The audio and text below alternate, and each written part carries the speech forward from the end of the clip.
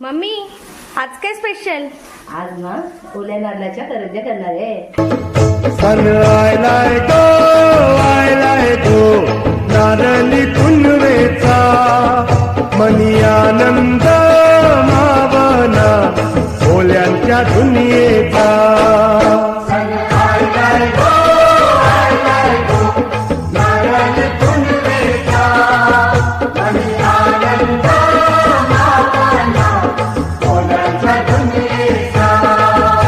अरे begin begin चला किनारी जाऊ देवाच्या पुंजेला.